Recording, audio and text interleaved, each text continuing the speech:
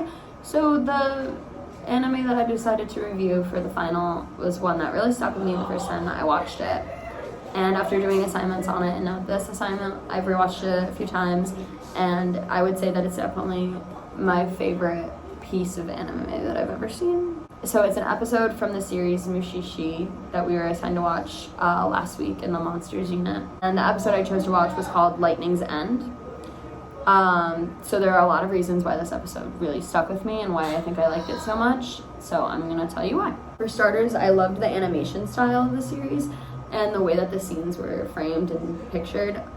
They're made to feel very intense, and it quite literally kept me on the edge of my seat. Like, I was invested in this. So in all honesty, this episode made me gain a lot of respect for anime and really see it as like the art that it is. These creators are making art that's not only intense and dark, but extremely intriguing. For example, when the little boy gets struck by lightning, the framing of the scene dramatizes it to a degree that I didn't know was possible in shows like this. The way that it starts with the mother covering her face so that she doesn't hear the screams of her son, and then getting struck by lightning and we just see the flash behind her, I think is so dramatic, and it was really good. One thing I can say that I didn't like about the episode was the very beginning when the son is tied to the tallest tree in the woods and is screaming for help, and the mom isn't going, but she can hear him. It's never really explained why or like how he got there up front.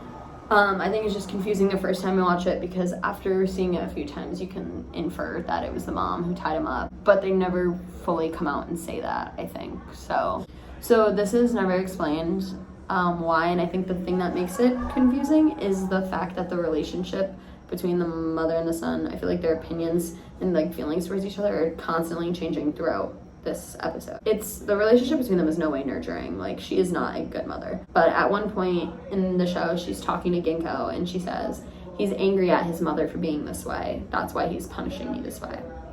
So at first it's like you would think like, oh, she just does not like this kid. Like, she's not love him. But then it's like, oh, well, now it seems like she cares and he doesn't like her.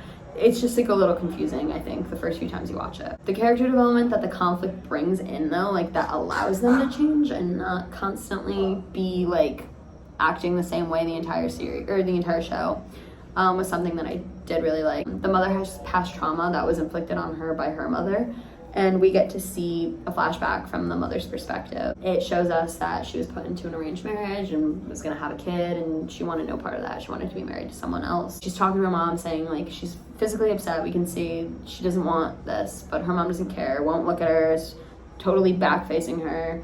And as the scene cuts, we see her mother again, and she's further away and the screen is just all black. It seems like she dealt with a lot due to her mom, and obviously does not have good memories, was in a healthy relationship. She now reflects that onto her son.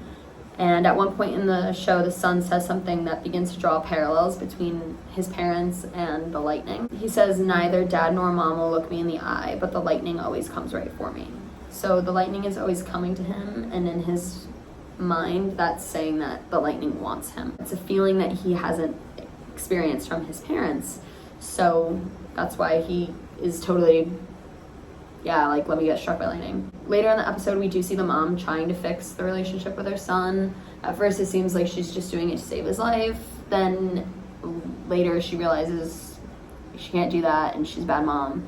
So she tries to die with him. And he doesn't let that happen. He pushes her away so that she can live. I think part of the reason why I like that aspect of the show, the constant family issues going on, is because it made it more realistic.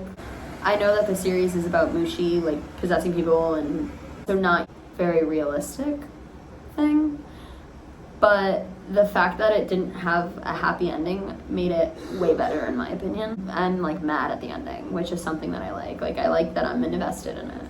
So, I don't know, I would really recommend this series, especially this episode, to someone who's like first getting into anime, because if they're anything like how I was, I know I wasn't very invested in it. You know, I was watching it didn't mind most of it. I could totally see why people enjoy it, but I really enjoyed the show.